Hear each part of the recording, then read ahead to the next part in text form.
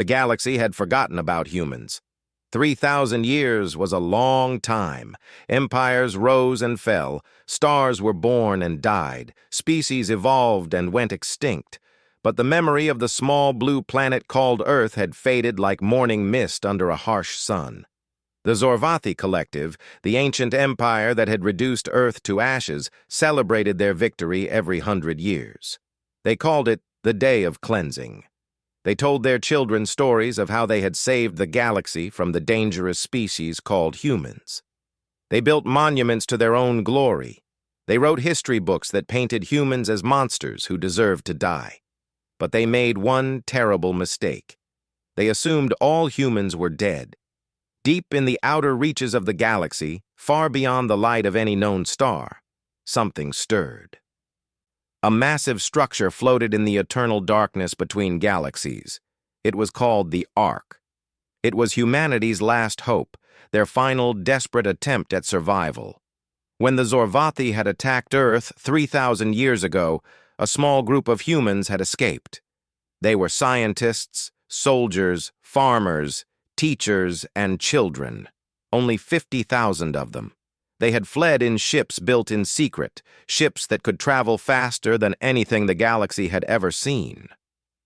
Commander Elena Vasquez stood on the bridge of the Ark, looking at the stars through a massive window. She was not one of the original survivors. She was born here, in the darkness between galaxies. Her grandmother had been a child when Earth burned. Elena had heard the stories her whole life. She had seen the recordings. She had watched her beautiful blue planet turn to fire and ash. The Zorvathi had not just destroyed Earth. They had enjoyed it. They had broadcast their attack across the galaxy as a warning to other species. They had laughed as billions of humans died screaming. Elena's hands tightened into fists. Today was the day humanity had been waiting for. 3,000 years of hiding, 3,000 years of building, 3,000 years of planning, and finally, 3,000 years of perfecting their revenge. The door behind her opened, and Admiral James Chen walked in. He was an old man now, his hair completely white, but his eyes were sharp and clear. He had dedicated his entire life to this moment. His father had done the same, and his father before him. For generations, the Chen family had led humanity's military, preparing for the day when they would return to the galaxy. Admiral Chen stood beside Elena and looked out at the stars. Neither of them spoke for a long moment. There was nothing to say that had not been said 1,000 times before. They both knew what was coming. They both knew what they had to do. Finally, the Admiral broke the silence. He told Elena that the fleet was ready. Every ship was armed and waiting. Every soldier was prepared. Every pilot had trained for this mission their entire lives. Humanity had spent 3,000 years in exile, and they had not wasted a single day. They had studied. They had learned. They had built weapons that the galaxy could not imagine. They had created technology that made the Zorvathi look like children playing with toys. Elena nodded slowly. She asked the Admiral if the scout ships had returned. He confirmed that they had just hours ago. The news they brought was better than anyone had hoped. The Zorvathi Collective still existed. They were still powerful. They still controlled a quarter of the galaxy. But they had grown comfortable. They had grown lazy. They believed they had no enemies left to fear. Their military had shrunk to a fraction of what it once was. Their people had forgotten how to fight real wars. Elena smiled, but there was no warmth in it. The Zorvathi had spent 3,000 years celebrating their victory over humanity. They had grown fat on their conquest. They had built their empire on the ashes of Earth and thought they were safe. They were about to learn how wrong they were. The Ark was not alone in the darkness. Around it floated 10,000 warships. Each one was a miracle of engineering. Each one carried weapons that could crack planets like eggs. Each one was crewed by humans who had trained since childhood for this single purpose. And behind the warships came the colony ships, carrying the rest of humanity. 200 million people now. They had grown from 50,000 survivors to 200 million strong. They had built their numbers carefully, patiently, knowing that one day they would need every single person. Elena turned away from the window and walked to the center of the bridge. Around her, officers worked at their stations, preparing for the jump. They were about to cross the void between galaxies. They were about to return to the Milky Way for the first time in 3,000 years. They were about to remind the galaxy that humans were not extinct. She activated the ship-wide communication system. Her voice would be heard on every ship in the fleet, by every human who had ever dreamed of this moment. She told them that their ancestors had fled Earth in shame and despair. They had been broken. They had been beaten. They had been forced to hide in the darkness like animals. But they had never forgotten. They had never forgiven. And now, after 3,000 years, they were going home. Elena paused, letting her words sink in. Then she continued. She told them that the Zorvathi thought humans were weak. They thought humans were dead. They had celebrated their genocide for 3 millennia. They had taught their children to mock the memory of Earth. They had built their empire on human bones and thought there would be no consequences. Her voice grew harder. She said that today humanity would show the galaxy what consequences looked like. Today, they would begin a war that would echo through history. Today, the Zorvathi would learn why their ancestors had feared humanity enough to try to destroy them completely. And today, the galaxy would learn that humans were not a species to be underestimated. Elena gave the order. The fleet jumped. Space itself seemed to tear open as 10,000 ships vanished from the void between galaxies. They traveled through dimensions that normal physics could not explain, crossing distances that should have taken thousands of years in mere moments. When they emerged, they were inside the Milky Way. They were home. The first Zorvathi ship to detect them was a small patrol vessel on the edge of their territory. Its sensors screamed warnings as the human fleet appeared out of nowhere. The crew stared at their screens in disbelief. They saw ship configurations they did not recognize. They detected energy signatures that should not have been possible. They counted the vessels and realized they were facing a force larger than any fleet the Zorvathi had assembled in centuries. The captain of the patrol vessel sent an emergency transmission to the Zorvathi High Command. He was speaking so fast that his words tumbled over each other. He reported unknown contacts, thousands of them appearing from nowhere, energy readings off all scales. Then he stopped speaking as the lead human ship targeted his vessel. He had just enough time to feel fear before his ship ceased to exist. The transmission reached the Zorvathi homeworld of Zorvax Prime 17 minutes later. High Commander Krell was in his private chambers when his aide rushed in with the news. Krell was old, even by Zorvathi standards. He had served the collective for 200 years. He had seen wars, rebellions, and natural disasters. Nothing had ever prepared him for this. He watched the recording of the patrol captain's final transmission. He saw the sensor data showing 10,000 unknown ships. He heard the captain's terror, and then he saw something that made his blood turn cold. He saw the symbol painted on the side of the lead ship. It was simple, just a blue circle with green and brown patches. It was the image of a planet. A planet that had been destroyed 3,000 years ago. A planet called Earth. Krell's aide asked him what it meant. Krell did not answer for a long moment. He just stared at the symbol, remembering the old stories. His grandfather had fought in the war against humanity. His grandfather had been there when Earth burned. His grandfather had told him stories about the humans, about how they fought like demons, about how they never surrendered, about how they had to be completely destroyed because they would never stop coming if even one of them survived. Finally, Krell spoke. His voice was barely a whisper. He said that the humans had returned. His aide laughed nervously. He reminded Krell that humans were extinct. They had been dead for 3,000 years. Every child knew this, but Krell shook his head.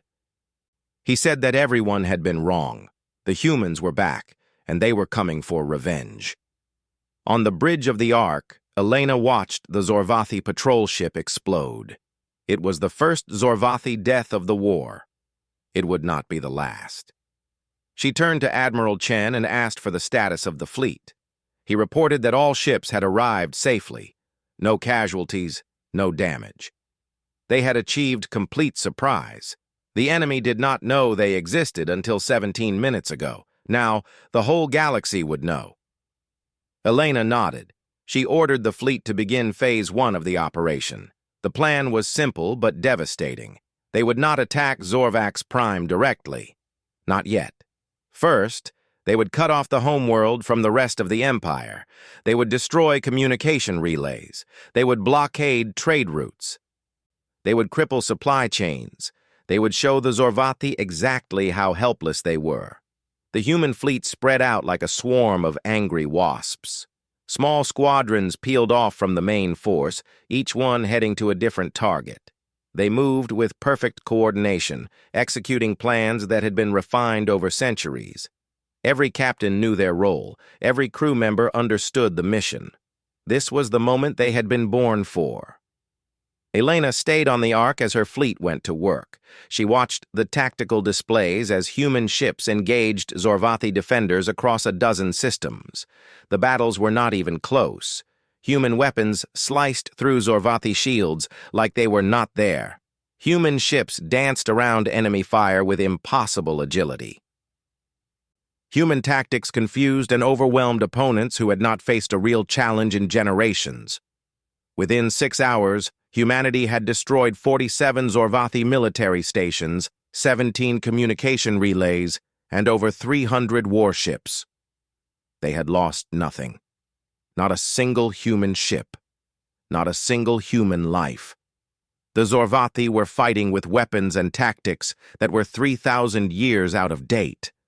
They might as well have been throwing rocks at starships. Elena allowed herself a moment of grim satisfaction.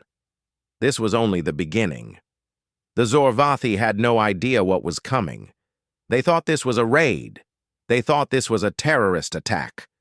They did not understand that this was an invasion. They did not understand that humanity had come to destroy everything they had built. But Elena also knew that the easy victories would not last forever. The Zorvathi were slow and unprepared, but they were not stupid. They would adapt. They would learn. They would fight back with everything they had. The war would get harder before it got easier. Many humans would die before the final victory. She looked at the tactical display and saw the location of Zorvax Prime. It glowed red, marking it as the primary target. One day she would stand on that planet. One day she would watch it burn the way Earth had burned. One day the Zorvathi would feel exactly what humanity had felt 3,000 years ago, but not today. Today was just the first step. Today was just the announcement. Today, humanity had returned to the galaxy with fire and fury. Tomorrow, the real war would begin. Elena turned to her officers and gave new orders. The fleet would regroup. They would consolidate their gains. They would prepare for the Zorvathi counterattack that would surely come. And they would wait for the perfect moment to strike again. The galaxy had forgotten about humans, but starting today, they would remember. They would remember, and they would fear. 6 months had passed since humanity announced its return to the galaxy. In that time, everything had changed. The Zorvathi Collective, once the undisputed masters of a quarter of the Milky Way, found themselves losing ground every single day. Their outer colonies had fallen, their trade routes were in ruins. Their military was bleeding ships and soldiers at a rate that would have been unthinkable just a year ago. And worst of all, They still did not understand how any of this was happening. High Commander Krell stood before the Zorvathi Grand Council in the capital city of Zorvax Prime. The council chamber was ancient, built 3,000 years ago to celebrate the victory over humanity. The walls were decorated with trophies from Earth, human weapons, human art, human bones. For millennia, these objects had been symbols of Zorvathi power. Now they felt like a curse. Krell presented his report to the council. His voice was steady, but inside he was terrified. He told them that the human fleet had grown. Intelligence suggested they now had 15,000 warships in the galaxy, with more arriving every week. They were not just raiding anymore, they were conquering. Every system they took, they fortified. Every planet they captured, they held. They were building an empire of their own, right in the heart of Zorvathi space. One of the council members interrupted Krell. She demanded to know how this was possible. Humans were supposed to be primitive. Humans were supposed to be weak. The records from the old war showed that Zorvathi technology was centuries ahead of anything humanity possessed. How could they have advanced so far in just 3,000 years? Krell hesitated before answering. He explained that the humans had not just advanced. They had leaped forward in ways that defied logic. Their ships could travel faster than anything the Zorvathi had ever built. Their weapons could penetrate shields that should have been impenetrable. Their soldiers wore armor that made them nearly invincible. And their tactics were unlike anything the Zorvathi military had ever faced. He pulled up a recording from a recent battle. The council watched in silence as a single human cruiser engaged 5 Zorvathi battleships. The human vessel moved like a living thing, dodging fire that should have been impossible to avoid. Its weapons struck with perfect precision, hitting weak points that the Zorvathi did not even know existed. In less than 3 minutes, all 5 battleships were destroyed. The human cruiser did not have a single scratch. The council chamber erupted in arguments and accusations. Some members demanded that Krell be removed from command. Others called for negotiations with the humans. A few even suggested surrender. Krell let them argue for a while before he raised his hand for silence. He told them that surrender was not an option. The humans had made that very clear. 3 days ago, Krell explained, humanity had sent a message to Zorvax Prime. It was broadcast on every channel, in every language. A human female had appeared on screen. She introduced herself as Commander Elena Vasquez, leader of the Human Return Fleet. Her voice was calm, almost gentle, but her words were anything but.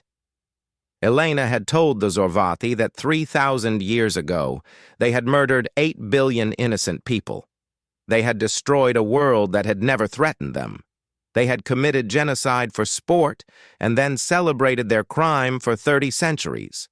And now, humanity had returned to collect their debt. She had been very specific about what humanity wanted. They did not want peace. They did not want territory. They did not want resources. They wanted justice. And justice, Elena explained, meant the complete destruction of the Zorvathi collective. Every city would burn. Every ship would be broken. Every monument to Zorvathi glory would be reduced to rubble. The Zorvathi species would not go extinct. Humanity was not like them. But the Zorvathi Empire would end. The Zorvathi military would be dismantled. The Zorvathi government would be erased from history. And every Zorvathi citizen would spend the rest of their lives knowing exactly why this had happened to them. The council members who had suggested surrender suddenly went very quiet. Krell told them that the humans were not interested in negotiating. They had spent 3,000 years preparing for this war. They had thought of everything. They had planned for every possibility. They would not stop until they achieved their goals. The eldest member of the council spoke for the first time. He was over 400 years old, one of the few Zorvathi who had actually met survivors from the original war against humanity. He asked Krell what chance they had. Could the Zorvathi military actually defeat these humans? Krell was silent for a long moment. Then he admitted that he did not know. The humans had advantages that should not exist. Their technology was beyond anything the Zorvathi could match. Their soldiers were better trained, better equipped, and more motivated, and they had something that the Zorvathi did not have. They had rage. 3,000 years of rage focused into a weapon sharper than any blade. But Krell also pointed out that the Zorvathi were not helpless. They still had numbers. They still had industrial capacity. They still had allies throughout the galaxy. If they could survive long enough to rebuild their forces, if they could find some weakness in the human war machine, they might be able to turn the tide. It was a small hope, but it was the only hope they had. Far from Zorvak's prime, Elena Vasquez was planning her next move. She stood in the war room of the Ark, surrounded by holographic displays showing the current state of the conflict. Humanity had won every major engagement so far. They had taken 47 star systems and liberated over 200 million enslaved beings from Zorvathi rule. Species that had been conquered by the collective for thousands of years were now free, and many of them were eager to join the fight against their former masters. Admiral Chen stood beside Elena, studying the displays with a frown on his face. He told her that the Zorvathi were adapting faster than expected. Their tactics were improving. Their weapons were being upgraded. They were starting to learn from their defeats. The easy victories were over. Elena nodded. She had expected this. The Zorvathi had not built their empire by being stupid. They were slow to react, but once they understood a threat, they were capable of responding with overwhelming force. The next phase of the war would be different. It would be harder. It would be bloodier. Humans would die. Many humans. Elena had accepted this truth long ago. She asked Chen about the status of the ground forces. Chen reported that General Marcus Stone was ready to begin the liberation of the Kethrani homeworld. The Kethrani were one of the first species the Zorvathi had conquered, nearly 8,000 years ago. Their world had been turned into a massive factory, producing weapons and supplies for the collective. Billions of Kethrani lived there in conditions barely better than slavery. Freeing them would be a massive symbolic victory and would provide humanity with a grateful and capable ally. Elena approved the operation. She also ordered 3 additional fleet groups to support the invasion. She wanted overwhelming force. She wanted the Zorvathi to watch one of their most important worlds fall and know that they could do nothing to stop it. The invasion of Kethros began 2 days later. General Stone led 50,000 human soldiers down to the planet's surface, supported by orbital bombardment from 200 warships. The Zorvathi garrison on Kethros numbered over 500,000 soldiers. They had defensive positions that had been built up over centuries. They had fortresses that were supposed to be impenetrable. They lasted less than a week. Human soldiers moved through the battlefield like ghosts. Their power armor made them stronger, faster, and tougher than anything the Zorvathi had ever faced. Their weapons could punch through walls and kill enemies they could not even see. Their coordination was perfect. Each squad working in harmony with every other squad, guided by artificial intelligence that processed information faster than any living mind could manage. General Stone personally led the assault on the main Zorvathi command center. He was 63 years old, but his armor made him as dangerous as any soldier in his prime. He crashed through the front gate like a battering ram, his rifle firing in precise bursts that dropped defenders before they could react. His soldiers followed close behind, sweeping through the complex room by room. The Zorvathi commander of Kethros was a veteran named Threll. He had served the collective for over a century.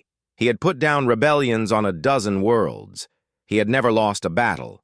But as he watched his forces crumble around him, he realized that nothing in his experience had prepared him for this. The humans were not fighting like any enemy he had ever faced. They were fighting like they had nothing to lose. They were fighting like they had been waiting for this moment their entire lives. Threll made a decision. He activated the emergency destruct protocol that would destroy the command center and everyone in it. If he was going to die, he would take as many humans with him as possible.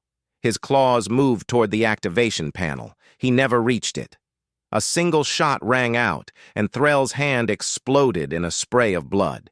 He screamed and fell backward. When he looked up, he saw a human soldier standing over him. The human's helmet retracted, revealing the face of General Stone. Stone looked down at Threll with eyes that held no mercy, no pity, only cold determination. Stone told Threll that he would live. Humanity did not believe in killing prisoners. But Threll would spend the rest of his life in a cell, watching the empire he had served crumble to dust. Stone thought that was a more fitting punishment than a quick death. Kethros was liberated within the week. Billions of Kethrani poured into the streets to celebrate their freedom. They had lived under Zorvathi rule for so long that many of them had forgotten what freedom even meant. Human soldiers walked among them, distributing food and medical supplies, helping to rebuild infrastructure that the Zorvathi had deliberately neglected. The Kethrani leaders met with Elena Vasquez aboard the Ark. They were overwhelmed with gratitude. They offered to join the war against the Zorvathi. They offered soldiers, ships, resources, everything they had. Elena accepted their offer with grace. She told them that humanity had not come to the galaxy to rule it. They had come to free it. The Kethrani would be partners, not subjects. They would fight together as equals. Word of the liberation of Kethros spread across the galaxy like wildfire. Other species that had suffered under Zorvathi rule began to take notice. Some sent secret messages to the human fleet, offering support. Others began their own rebellions, inspired by humanity's example. The Zorvathi collective, which had seemed so invincible just months ago, was starting to crack. On Zorvax Prime, panic was setting in. The civilian population had begun to realize that their government could not protect them. Protests erupted in major cities. Some Zorvathi demanded that their leaders find a way to end the war. Others called for even more extreme measures against the humans. The society that had been so unified in its hatred of humanity was tearing itself apart. Krell watched the chaos unfold from his office. He had received reports from the front lines. The news was uniformly bad. The humans were advancing on all fronts. Their allies were growing in number. The Zorvathi military was losing ships faster than they could build them. At this rate, the collective would collapse within 5 years, maybe less. He pulled up old records from the first war against humanity. He studied them for hours, searching for some clue, some weakness that might help. He read about human psychology, human culture, human history, and slowly, a picture began to form in his mind. Humans were not invincible. They had weaknesses like any other species. They were emotional. They were impulsive. They could be manipulated. Krell began to formulate a plan. It was risky. It was desperate. But it was the only chance the Zorvathi had. He would not attack humanity's ships or soldiers. He would attack something far more vulnerable. He would attack their hope. Elena Vasquez had united humanity with a single purpose: revenge. But what would happen if that purpose was taken away? What would happen if humanity was forced to choose between their revenge and something even more important? Krell did not know the answer, but he intended to find out. He began giving orders, secret orders that even the Grand Council would not know about. He was going to do something terrible, something that would make him a monster in the eyes of history. But if it saved his species, he was willing to pay that price. Krell's plan was monstrous in its simplicity. If he could not defeat the humans in battle, he would break their spirit. He would force them to make an impossible choice.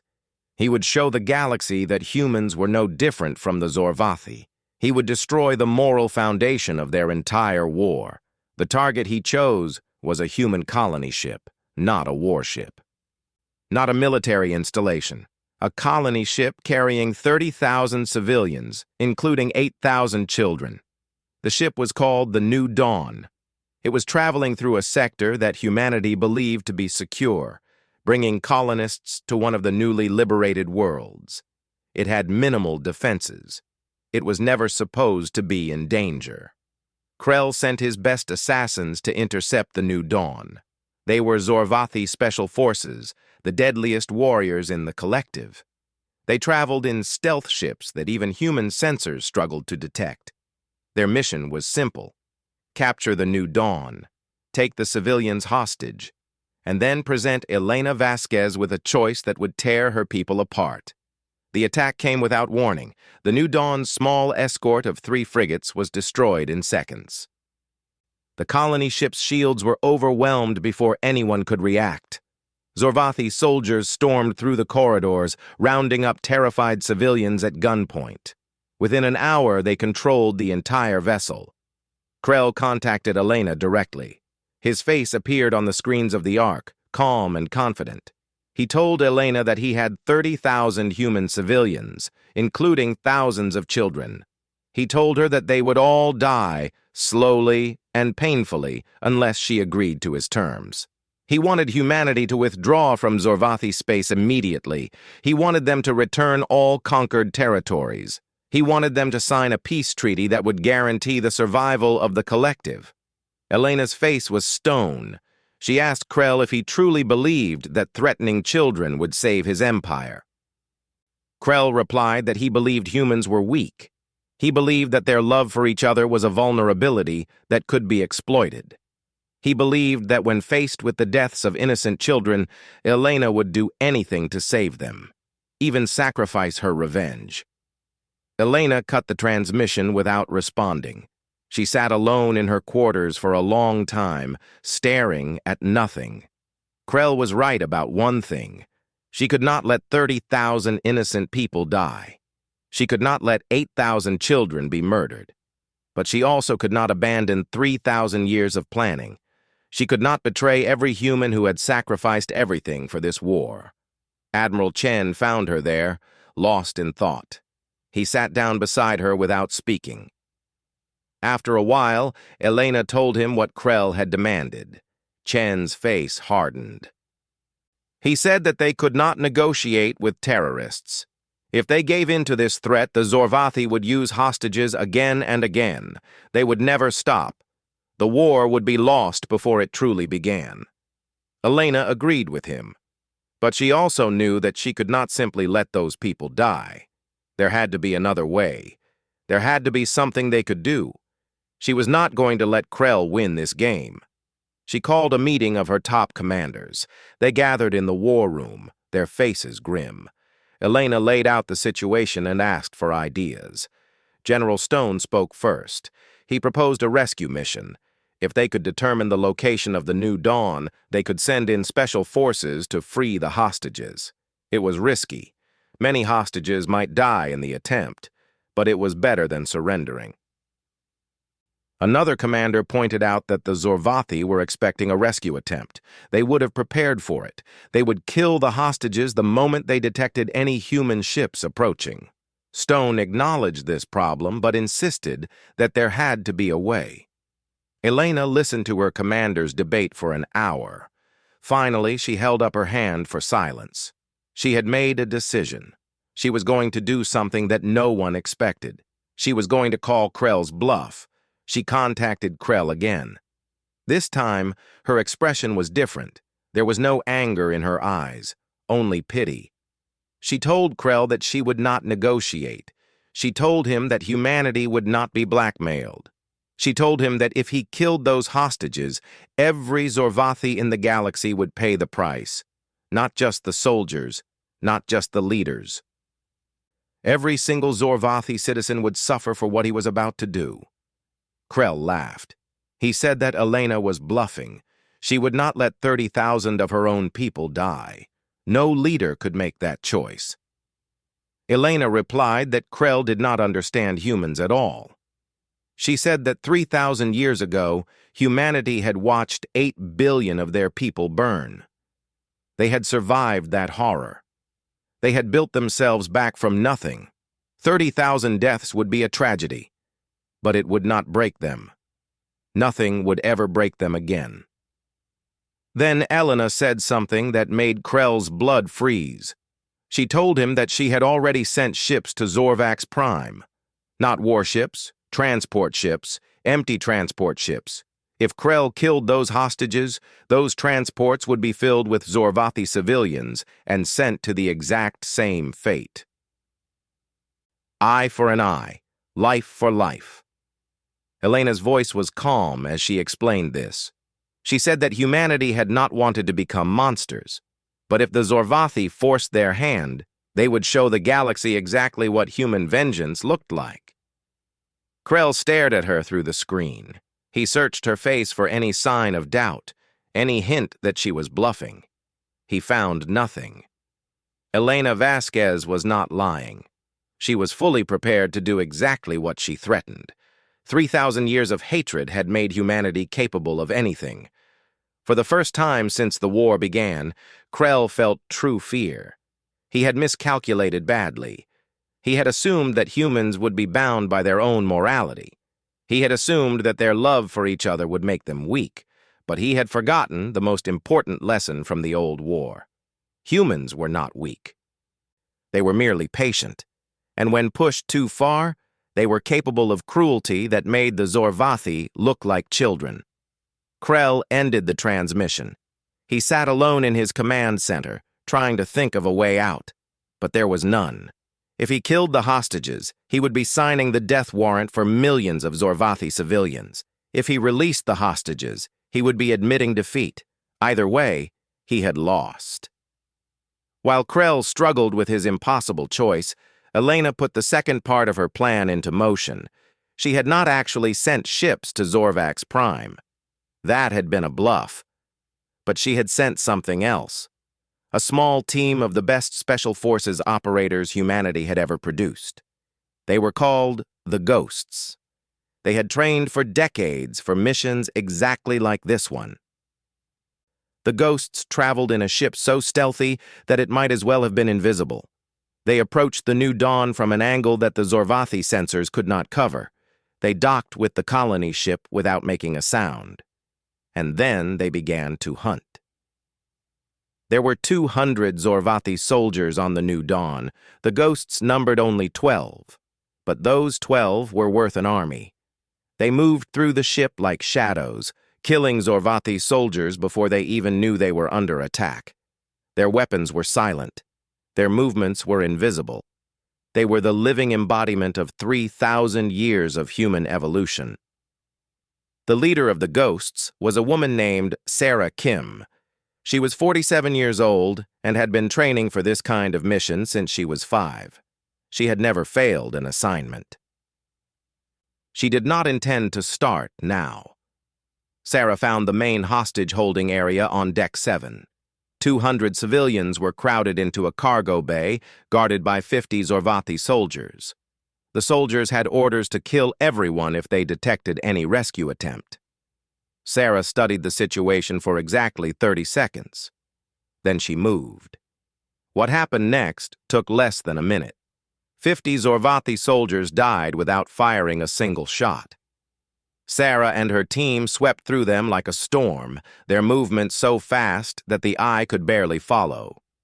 When the last Zorvathi fell, the hostages stared at their rescuers in shock. They had not even had time to be afraid. Sarah contacted Elena. Her voice was flat and professional. She reported that Deck 7 was secure. 200 hostages rescued, 0 casualties. She was moving to the next holding area. Elena replied with a single word: outstanding. The rescue operation took 4 hours. By the end, all 30,000 hostages had been freed. The Ghosts had killed every Zorvathi soldier on the ship without losing a single member of their team. Krell received the news just as he was about to make his final decision. His hostages were gone. His leverage was gone. His plan had failed completely. Elena contacted him one last time. She told him that the war was over. The Zorvathi had lost. Krell could either surrender now and save what remained of his people, or he could keep fighting and watch his entire civilization burn. The choice was his. Krell knew she was right. The Zorvathi military was broken. Their allies had abandoned them. Their colonies were falling one by one. There was nothing left to fight for. He asked Elena what terms she would offer. Elena's terms were the same as they had always been. The Zorvathi collective would be dissolved. The Zorvathi military would be disarmed. Every world the Zorvathi had conquered would be freed, and the leaders responsible for the genocide of Earth would face trial for their crimes. She also added one more condition. The Zorvathi would build a monument, not to their own glory, not to their past victories. A monument to the 8 billion humans who had died when Earth burned. The monument would stand in the center of the Zorvathi capital, visible to every citizen. And every year, on the anniversary of Earth's destruction, the Zorvathi would gather at that monument and remember what they had done. Krell accepted the terms. He had no choice. The war was over. The surrender ceremony took place on Zorvax Prime, in the same chamber where the Grand Council had celebrated their victory over humanity 3,000 years ago. Elena Vasquez stood at the center of the room, surrounded by human soldiers and representatives from dozens of species that had been freed from Zorvathi rule. Krell knelt before her and formally surrendered. Elena accepted the surrender with dignity. She did not gloat. She did not insult Krell or his people. She simply stated that justice had been served. The debt that the Zorvathi owed to humanity had been paid. The war was finished. But as she turned to leave, she paused. She looked at the trophies from Earth that decorated the walls, human weapons, human art, human bones. She told Krell that those items would be returned to humanity. They would be buried on the site where Earth once stood. It was time for the dead to rest. Krell bowed his head. He did not argue. He did not resist. He simply watched as human soldiers carefully removed the trophies and carried them away. 3,000 years of celebration had come to an end. The news of the Zorvathi surrender spread across the galaxy within hours. Species that had lived in fear of the collective for millennia celebrated in the streets. Former slaves wept with joy. Children who had never known freedom ran and played without fear for the first time in their lives. The galaxy was changed forever. Elena returned to the Ark as a hero. Her people greeted her with cheers and tears. They had done the impossible. They had survived genocide. They had spent 3,000 years in exile. And they had returned to claim their rightful place in the galaxy. But Elena did not feel like celebrating. She felt tired. She felt old. She felt the weight of every life lost in the war, human and Zorvathi alike. She had done what needed to be done. She had kept the promise that humanity had made to itself 3,000 years ago. But the cost had been enormous. She went to her quarters and looked out the window at the stars. Somewhere out there was the spot where Earth had once orbited its sun. There was nothing there now, just empty space, 8 billion lives reduced to nothing. Admiral Chen found her there. He stood beside her without speaking for a long time. Finally, Elena broke the silence. She said that she had thought victory would feel different. She had thought she would feel happy, or satisfied, or at peace. Instead, she just felt empty. Chen nodded. He told her that revenge never filled the hole that loss created. Nothing could bring back what they had lost, but they had done something important. They had ensured that no species would ever suffer what humanity had suffered. They had shown the galaxy that genocide would not be tolerated. They had built something new from the ashes of the old. Elena considered his words. He was right. The war had been about more than revenge. It had been about justice. It had been about creating a galaxy where the strong could not simply destroy the weak without consequences. It had been about building a future worth living in. She turned away from the window and faced Chen. She told him that it was time to stop fighting and start building. Humanity had been warriors for 3,000 years. Now it was time to be something else. It was time to be leaders, teachers, healers. It was time to help the galaxy recover from the wounds that the Zorvati had inflicted. Chen smiled. He said that he thought humanity was ready for that challenge. They had proven that they could destroy. Now they would prove that they could create. 1 year later, humanity completed construction of their new homeworld. They called it New Earth. It was not the same as the original. Nothing could ever replace what they had lost.